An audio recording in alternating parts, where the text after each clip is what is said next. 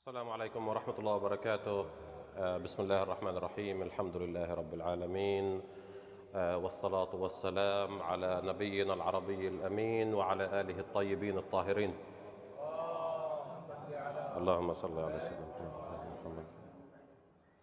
نشكر إدارة مركز الكوثر الكريمة على استقبالنا الليلة واستضافتنا لكي نتحدث إليكم عن هذا الحدث الهام. طبعا المراكز الثقافية، المراكز الإسلامية، المساجد، الحسينيات كانت دائما وعبر التاريخ مراكز تنوير ومراكز نشر للعلم ونشر للثقافة والوقوف مع الحق والوقوف إلى جانب يعني قضايا العدالة الاجتماعية، قضايا العدالة السياسية على مر التاريخ.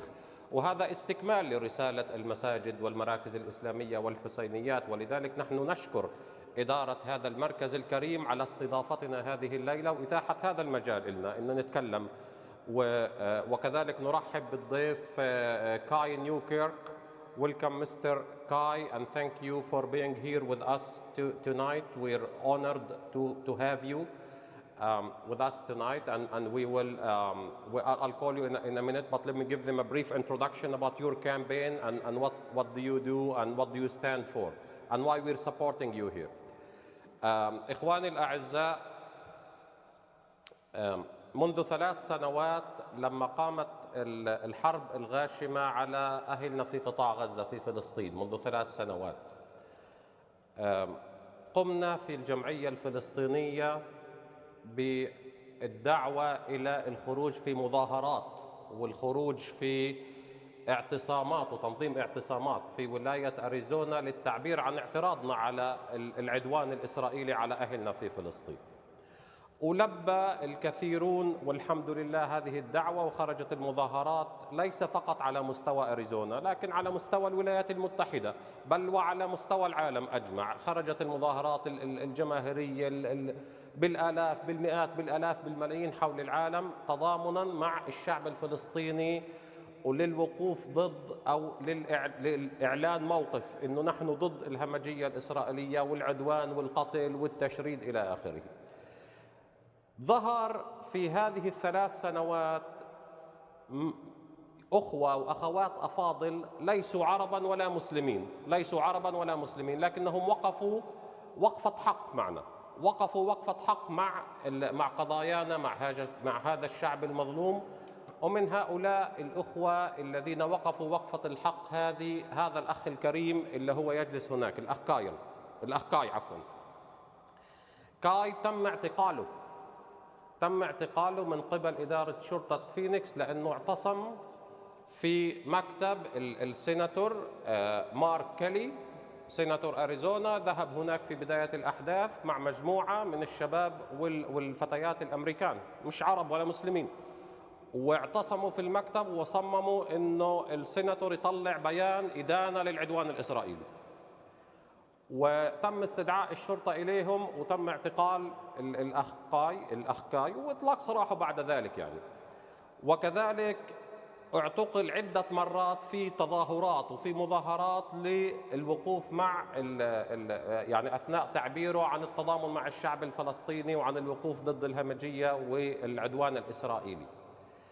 الأخ كاي الآن بعد يعني إحنا نعرفه منذ 3 سنوات وتظاهر معنا وكنا نسير في الشوارع معا ونسير في المظاهرات معا، وليس شخص إحنا جايين نتعرف عليه اليوم، يعني ليس إنه نتعرف عليه حديثا أو إنه والله أخ نازل على الانتخابات وجاي أعطوني أصواتكم أعطوني فلوسكم يعني يشوفنا يومين وبعدين ما بيتعرف علينا. لا، إحنا خذنا تجربة معاه، وهذا الأخ مجرب. الآن الأخ كاي نازل في الانتخابات عن الدائرة الرابعة. الدائرة الرابعة هذه تشمل ميسا، تشمل تشاندلر، تشمل تيمبي، تشمل أواتوكي، وتشمل جزء حتى من فينيكس. ممكن تروح على جوجل على الانترنت وتحط 4th Congressional District، 4th Congressional District يطلع لك حدودها. الأخ كاي الآن نازل في الانتخابات التمهيدية عن الحزب الديمقراطي. الخصم اللي نازل أمامه هو كريغ ستانتون. هذا شخص مدعوم من اللوبي الصهيوني ايباك. أخذ منهم مئات الألوف من الدولارات على مدار سنوات طويلة. يعني هذا الشخص كريغ ستانتون لما الرئيس بايدن، الرئيس الأسبق بايدن، أصدر قرار بتعليق شحنة عسكرية أو يعني تصدير بعض الأسلحة إلى إسرائيل. إذا بتذكروا بايدن في أيامه يعني قرر إنه تعليق أحد الشحنات العسكرية إلى إسرائيل. فقام كريغ ستانتون بالاعتراض على بايدن وطلب إنه الشحنة الأسلحة هذه تذهب فورا إلى إسرائيل. هذا الشخص اللي الآن هو خصمنا اللي نازل أمامنا كريغ ستانتون. بالإضافة إلى ذلك تذكروا المحكمة العدل الدولية اللي بتنظر في قضية الجينيسايد أو الإبادة الجماعية ضد إسرائيل. أصدر الرئيس ترامب مع يعني حفنة من أعضاء الكونغرس قرار بمعاقبة قضاة المحكمة هذه، معاقبة قضاة المحكمة في خرق صارخ لكل الأعراف القانونية والدولية والمتعامل بها. أنت لا تعاقب القاضي وظيفته أنه يحكم. فكريغ ستانتون صوت لصالح قرار معاقبة القضاة. فهذا هو الشخص اللي احنا بنحاول الآن إزاحته عن منصبه في الدائرة الرابعة، اللي صوت ضد يعني لمعاقبة القضاة، وصوت لتسريع إرسال شحنات الأسلحة إلى إسرائيل، ويأخذ أموال من اللوبيات الصهيونية. الآن الأخ كاي لا بياخذ أموال، هو أصلا شعاره يرفض أخذ الأموال من اللوبيات الصهيونية ومن الشركات، وهو يعني في الحملة هذه بيعتمد على أصوات الناس العاديين أمثالنا، من كل الجنسيات والأعراف. فبدنا همتكم، وأنتم ما راح تقصروا معه من ناحية يعني أكثر من قضية مالية. من همتكم إنه يعني تتكلموا مع أصدقائكم، تنشروا صور، تتصوروا معاه. هو الآن حاضر بين الليلة، نتصور معاه، نحط صوره على الفيسبوك، على الإنستغرام، على السوشيال ميديا، نبلغ يعني أصدقائنا، أهلنا في الدائرة الرابعة إنه هذا الشخص هو معروف ومدعوم من قبل الجالية ويمثلنا ويدافع عن قضايانا، وبالتالي الرجاء التصويت له. الآن هناك موعدين للانتخابات. موعد الانتخابات التمهيدية للحزب الديمقراطي التي ستفرز مرشح الحزب عن الدائرة الرابعة. هذه الانتخابات هي يوم الثلاثاء 21 الشهر، هذا يوم الثلاثاء اللي بعد القادم 21 الشهر. وحسب استطلاعات الرأي فكريغ ستانتون هو نك تو نك مع كاي نيوكيرك، نك تو نك مع كريغ ستانتون، يعني متقاربين جدا. يعني تفرق نسبة 1%، مرة يترجح كفة كريغ، مرة تترجح كفة كاي، 1% أكثر أو أقل. فإذا دعمناه ووقفنا معاه هناك فرصة حقيقية إنه يعبر مرحلة الثلاثاء 21 جولاي. وإذا فزنا في انتخابات 21 جولاي الانتخابات التمهيدية، فهو سيحصل على ترشيح، وليس فقط ترشيح ودعم الحزب الديمقراطي، لأن الحزب الآن مضطر يصير هو المرشح الرسمي للحزب عن الدائرة الرابعة، فيضطر الحزب أن يمول حملته الانتخابية. وبالتالي والدائرة الرابعة هي دائرة يعني معروفة للديمقراطيين، دائما بيفوزوا فيها الديمقراطيين، فتصبح الطريق ممهد أمامه إلى الكونغرس. وإحنا يهمنا أنه ناس أفاضل مثل هذا الأخ أنه يوصلوا إلى الكونغرس ويمثلوا مطالبنا وطموحاتنا. أعتذر للإطالة، لكن كان لابد من يعني شرح الموضوع.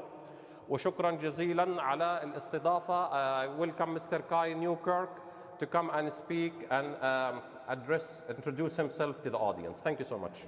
Good evening, friends. How are you? Good to be with you.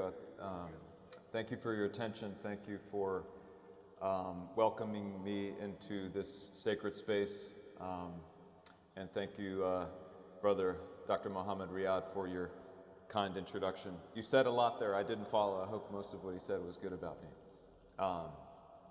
But I'm honored to be here. I am running for Congress in Arizona's 4th Congressional District. My name is Kai Newkirk. I'm a progressive Democrat, a longtime community organizer. I'm a founder of multiple nonprofit organizations and social movement campaigns. I've devoted most of my adult life to being part of nonviolent movements for peace, against wars, in the labor movement and the immigrant rights movement, for universal health care, for our environment, for climate justice, for our democracy, to try to build a democracy that is one person, one vote, not $1, one vote, and where corporations and billionaires don't have any more power to dictate our future than we do as citizens. And in recent years, I've helped to lead the fight here in Arizona to stop what I believe is a genocide that has been happening in Gaza, and to shift our policy here of the United States government not to be complicit in war crimes and genocide carried out by the extremist Israeli government, whether in Gaza, Lebanon, Iran, or anywhere else. And I believe that it is time to flip the tables of what is a corrupt and authoritarian status quo in our country, and to finally have a democracy of political equality, to have an economy that is fair for all of us in which we can all share in prosperity, and to have a world where genocide can never happen again, a world that is governed by international law, by human rights, and in which we have collective security. And the United States government, unfortunately for so long, has had a foreign policy that was distorted by imperial aspirations to dominate. And that has obviously caused so much suffering in other places where we've carried out unjust wars, like in Iran, like in Iraq. But it has also made us less safe here. And it has also wasted tremendous amounts of our money that could go into building a better society here. And so I'm a follower of Dr. Martin Luther King Jr. and a holder of his vision of creating a beloved community, is how he called it, a society that is not rooted in domination and greed and fear and hatred, but in solidarity and in love. And that's what I'm working to build, and that's what moves me in this race. And I'm fighting for many different things. To stop the abuses that ICE has been carrying out, Immigration and Customs Enforcement in our country, which has targeted me, loved ones of mine. I believe that agency needs to be disbanded and abolished. We should never have a reign of terror like that in our country. We need to respect immigrants that are part of our country and reform not just immigration law, but immigration enforcement to put humanity at the center and to protect human rights. And I'm fighting to take on this cost of living crisis, in which it's been so much harder for everyday people just to get by, whether it's gas or groceries or healthcare or housing, utilities, electricity, so on. We live in a time in which there's more and more wealth and power going to the billionaires and the corporations, and it's harder and harder for working class people and everyday folks to get by, to prosper in this country. And I'm fighting for things like Medicare for all that will guarantee health care to all of us as a right, not as a privilege, through a national public health insurance program. For things like freezing utility rates so they can't just be jacked up. Like a national living wage that means that you can't work full time and live in poverty because you can't earn enough in your wage just to cover the most basic expenses in life. And I'm also motivated to confront Donald Trump's authoritarianism. In my view, he has been the most corrupt and criminal authoritarian president that we've ever had in this country, and he should be impeached, removed, and fairly prosecuted. Greg Stanton, who I'm running against, he voted twice last year against impeaching Donald Trump, to table motions that would have moved forward to try to impeach him. I think that's wrong.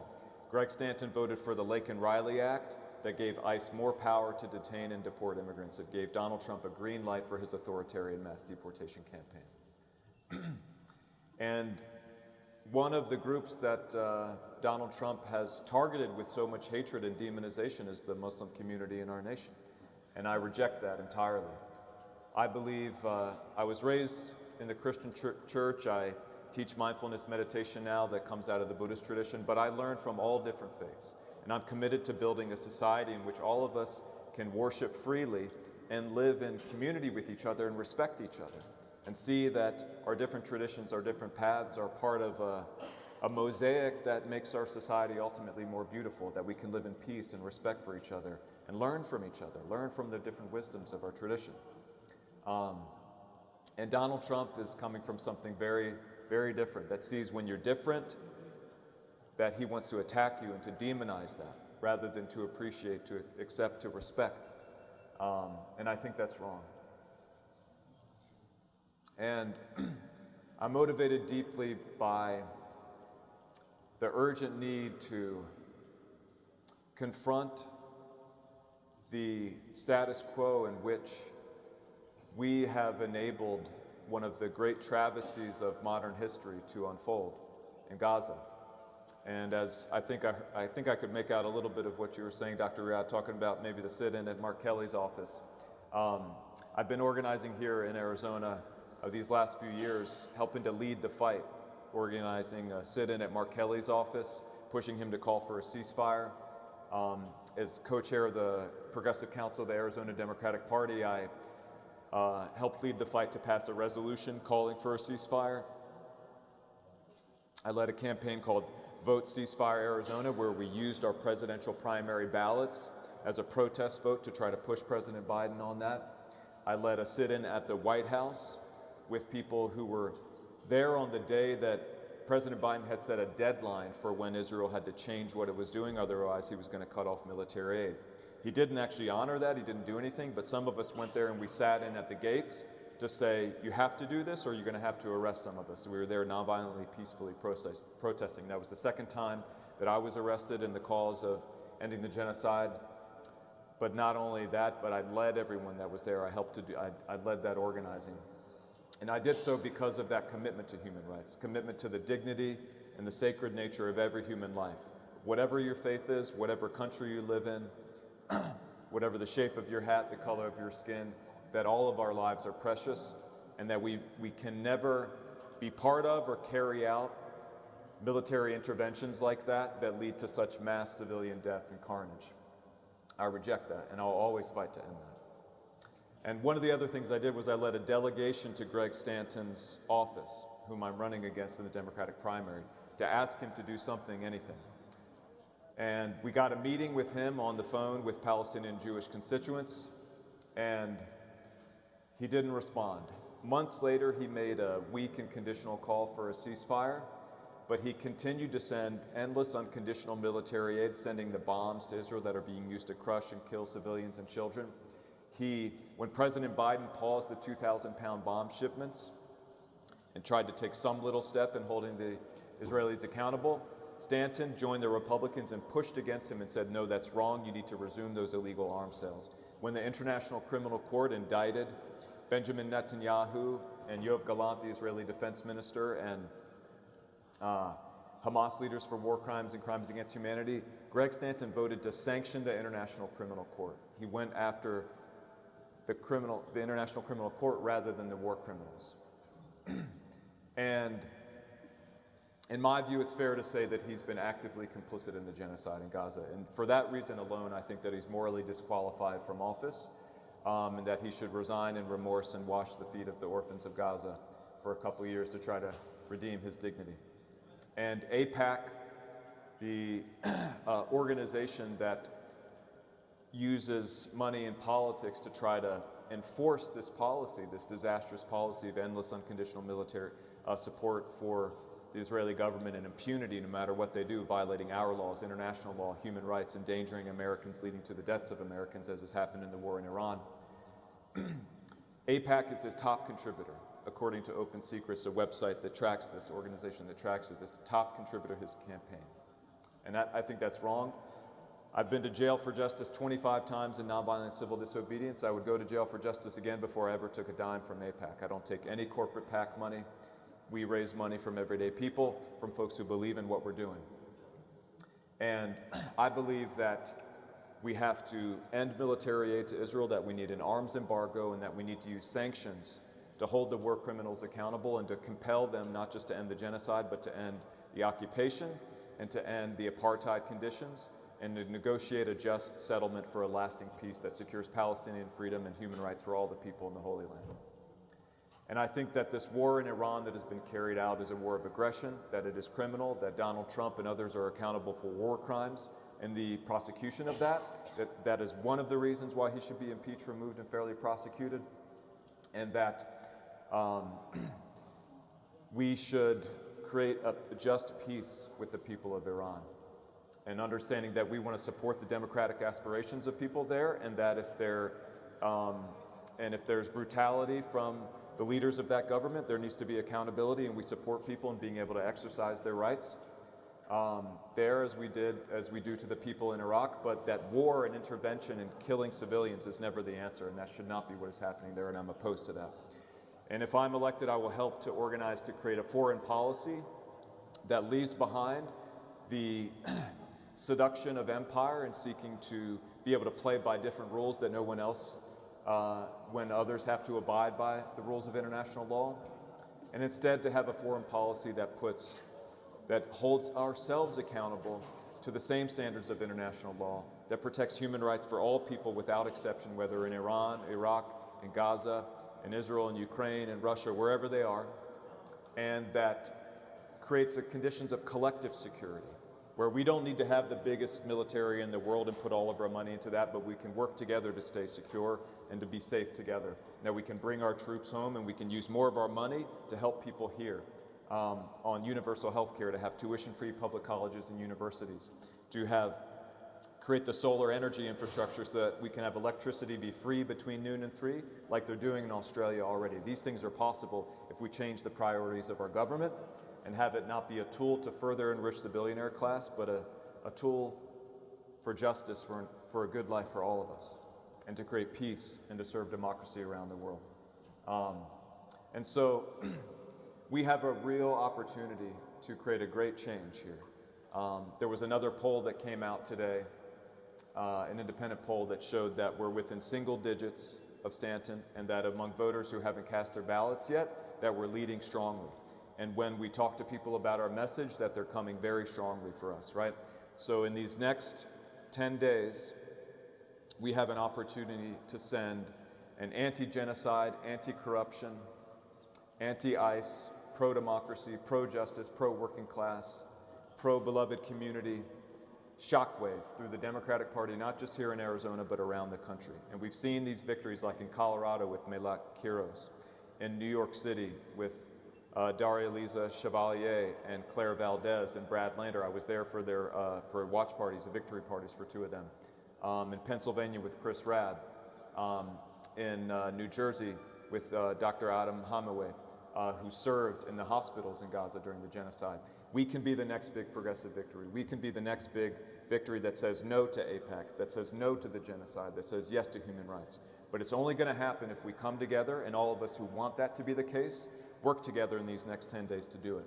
And so I ask you, if you live in Congressional District 4, number 1, to vote for me and to get your friends and family to vote for me, right? And you're the most powerful messenger for the people you live who may not have heard about me or our campaign yet, to talk to them and say, hey, this is important, this is an opportunity. If they have their mail ballot already, to send it in. If not, to go early vote or vote on election day.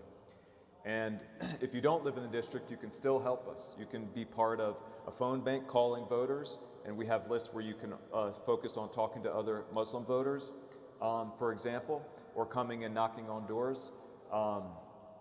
My friend Nasser, who was with us at another mosque yesterday, has been knocking multiple days a week, hours a day in the sun, right, to reach voters because he knows how important this is. And also to donate. Wherever you are, if you're a citizen or a permanent resident, you can donate to the campaign. And we found out today, in the last couple days, some people said, when I announced, they said, you don't have a snowball's chance in hell, something like that. And I say, well, that was a colorful opinion. But I can share with you some facts today, that the threat that we pose to defeat Greg Stanton is so strong that the billionaires and the oligarchs are coming in now with hundreds of thousands of dollars. There's 2 super PACs funded by AI, big tech giants, and crypto that are spending hundreds of thousands of dollars to try to prop up Stanton and defeat me in this campaign because they see how close that we are. And we have to fight back against that. We're not going to get as much money as they have, but we need to get as much as possible. And when my friend Cesar Estrada spoke at a fundraiser that we had that many folks in the Muslim and Palestinian and Arab community came to in Mesa, he got up and spoke. And he's someone who's knocked a lot of doors, but he also has given the maximum amount that you can under the law to a primary campaign, which is $3,500. And he got up and said, what is $3,500 compared to the life of a Palestinian child or to the life of an Iranian child, right? That if you have that and you can help, that we can do something that can make a tremendous difference for people all across the world there and here at home. So I ask you to join me in this effort. Let it be a great step forward towards peace, towards justice, for all people without exception. That is what this world should be, I believe. That is what all of our faith traditions call us to, that all of our lives are precious. But that has never been the order, that has never been what any government truly served, in my view. But it is possible, if those of us who believe that that should be the case, if we work together to make it the case. Do any of you believe, are any of you with me, that that is how the world should be? That that is what we want to work to? That that is what our faiths teach us to strive towards? Well, let us make our government a tool for that. Let us come together and make our government a tool for that. So I ask for your support. I'd be honored to take any questions if there's time for that. And I thank you all again for giving this space, the opportunity here in this sacred space where we come together to connect with what is most important, about our lives. And from that perspective, it's that drives me. I'm not in this for prestige, for fame. It's fun sometimes because you see people coming together to do a good thing, but it's hard a lot of times. And I know if I make it to Congress that there's a lot of corruption there. There's a lot of power of big money and people wanting to do what's convenient for them rather than what's right. But that's not the life that I've lived. It's not the life that I'm called to live. I want to come there from the heart. I want to lead from a spiritual place ultimately, right? From a connection with God. And to do what is right, to do what is true, and to serve love. And so that's the spirit in which I'm here. I'm honored to be with you all. Thank you for listening to me. And I would be honored to have your support. Thank you.